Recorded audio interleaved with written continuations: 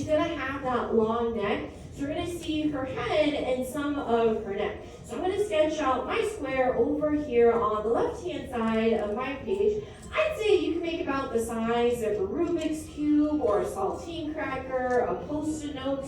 I just want to make sure you save enough room at the top to add in those big horns there for it. But I'm just very lightly sketching out my square here. Notice I'm creating in lots and lots of lines in here. That's really what we look for our foundation. I'll let you know getting into the darkening and parts. Something we really want to keep here for our dragon. Just very lightly sketching out a little box here on your page. I'm not just sketching out 4 lines either. I sketched out multiple lines to really help me to build out my square. But I'm also going to add in a few construction lines, and these will help us anchor down the features here of her face. So I'm going to hop down here towards the bottom third of my square. I'm going to extend out a line over towards the left-hand side, because we're going to see in her snout. And I'll extend out the bottom here of my square here too. And I'll connect these two together. So I've got a baby square next to my big papa square. But also adding in, lightly sketching out her horns. I think of her horns right now as you're going to sketch out a big tidal wave up here at the top. So I'm going to hop up here towards the top corner here of the horns. I'm going to sketch out a big curved letter C shape. So I'm stretching this up and out, up towards the top. And I'll sketch out more of a half rainbow and it's curving that right back over towards the corner here of my box. So right now I've got this big tidal wave, big shark fin shape sitting up here at the top. We'll lightly sketch out her neck here too. By hopping down towards the bottom here of the square, I'm going to lightly sketch out this half rainbow curve. So I'm just stretching this out over towards the right hand side. And she has this bump here along the back of her head. So for this part, I'm going to hop up here along the inside here of the side of the horn, about like towards the top third. And I'm just going to add in just another rainbow shape, just stretching it, bringing it out and down. So you're not seeing all of her body. Originally, for this film, Raya and the Last Dragon, they actually wanted this dragon to be a male dragon, a male red dragon named Sisu. But they've already had a male dragon back in 1998. A red dragon too, also. Smell who I might be talking about? Yeah, Mushu. And those are all sketches on the right-hand side of like versions of Mushu. And then they really settled down on one design for the character. So right now we've got our basic foundation shape here of Raya. Now that we have a foundation, we can start to add in some details. I'm going to go back and really define up her snout a little bit more. So I'm going to hop here along the inside, I'd say about halfway here along that smaller square at the top. I'm going to bring out this curved line, so I'm just going to curve it, shaving off just a little piece here of my square that I created. So I'm shaving this and just curving that right back up here along the rest of the square. And this is also something that I want to keep. So I'm just going back with more of a heavier line to lock that in. Once I have it the way that I want it. But if you don't like it yet, you can leave it light for now. I'm going to curve here towards the rest of her snout by drawing out a letter U curve. Just curving it over towards the corner of my small box. I'm going to shave off just a little piece of the corner of my box stand here too by adding in a stretched out letter C curve. So I'm just stretching it right back down in towards the bottom here of the box. We can also lock in the rest of our square down here too, because that's not going to change here anything in this sketch.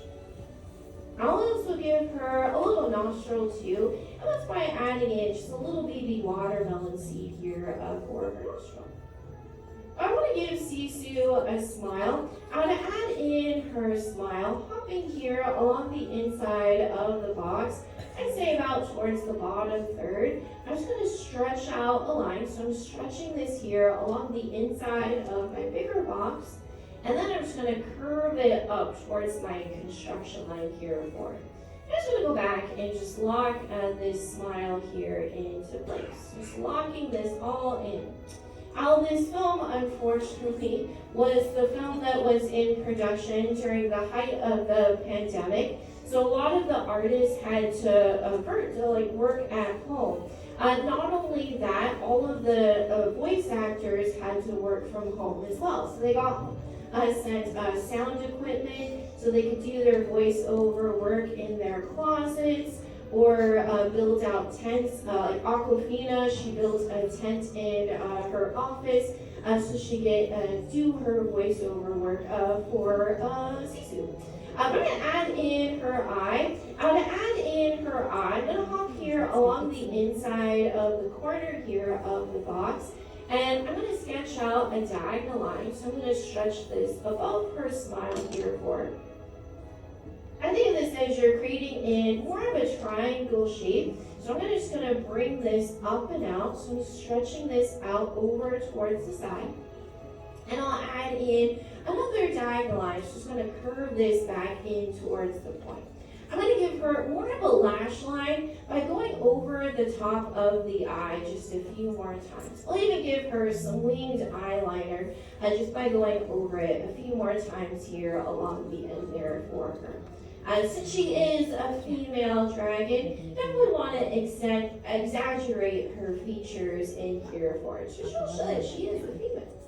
But for people, you can place it anywhere inside this eye space that you want. You can have her as if she's thinking, looking over at your neighbor. But I'm going to have her look straight ahead by sketching out a tall oval sitting here along the inside here of her eye. Now, after you sketch the pupil into place, you really want to make sure that it's the darkest part of the drawing. It's where all the attention and focus goes to is right inside her eye. So I'm just making sure that it's really standing out nice and dark. Something that also helps to make eyes a little bit more expressive is giving a character an eyebrow. To add in her eyebrow, I'm going to hop almost towards the top here of that original square. I'll add in more of a flatter line. As I curve it over towards the end of the eye, I'm going to bring it down just a little bit. I'll go back and thicken out her eyebrow just a little bit more so it's not so pencil thin in here for it. Just thicker, a little bit thicker in towards the front. It's a little bit thinner on the end of the eye there for her. Just locking that all into place. But now I can really add in some fur texture here for Sisu. And to add in her fur texture, I'm going to hop up here towards the top here of her horns, like about the middle, and just adding in this rainbow shape. So stretching this here along the inside here of her body. And I'm just going to turn this into more of a stretched out letter S for this wave shape. Definitely want to add in those rounded out shapes because we want to save those sharper points and angles, definitely more for those villains. Also, with her being a water dragon, we want to add in even some water elements here to her.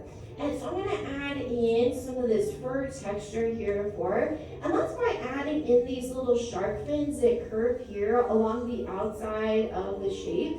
So I was following this same shape, but I'm also curving it here along the outside of the shape here too. So I'm just pushing this here along the outside, adding in this texture. And if you don't saw, you can definitely turn that board that's on your lap.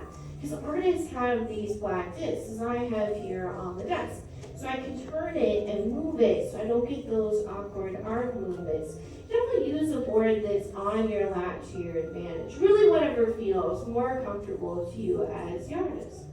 Now, before the pandemic, they went on a research trip and they looked at a lot of different Southeast Asian countries for inspiration for Kumandra. So they went to Laos, they went to Indonesia, Thailand, Vietnam, Cambodia, Malaysia, Singapore, as well as the Philippines.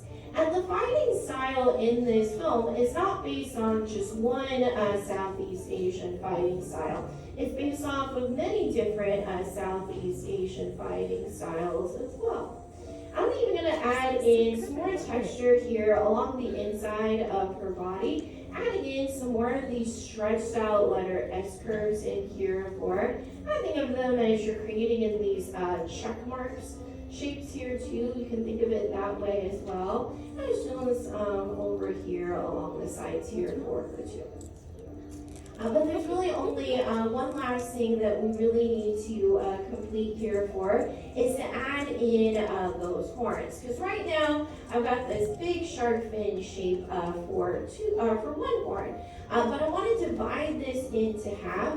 So I'm going to hop here along her hairline here for her. I'm going to draw in this curve here for her. So I'm just going to curve this about like halfway up that rainbow shape. So this way I've got one horn that I can go back and start to lock into place.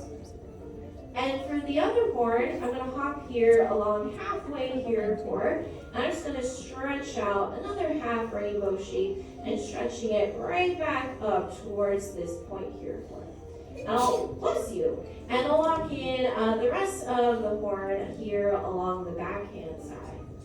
And then since she is a water dragon, we can also add in some water elements to her horns. I'm going to add in this like upside down water droplet, or you can also think of it as you're adding in like a flame to a candle here too.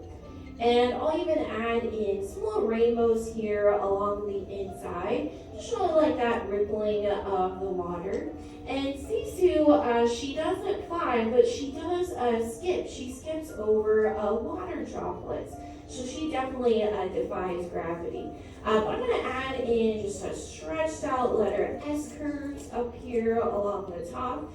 Adding in even some more rainbow shapes here along the inside. Definitely giving her that water element here to her. And with her fur texture, being more of a deeper color, I'll even use the side of the pencil to shade her fur in. And if you use the side of the pencil, it helps to give you this nice even tone, and you won't get those little scratchy marks here too. I'm just going to go back and lock in the top of my box here to her horn here too. But really the last step an artist needs to make though is a signature. And you can sign your name wherever you feel it fits best. And after all done, you have sketched out your very own water dragon named Sisu. Alright, so how did we all do? Pretty good? Not too bad? Did we have fun?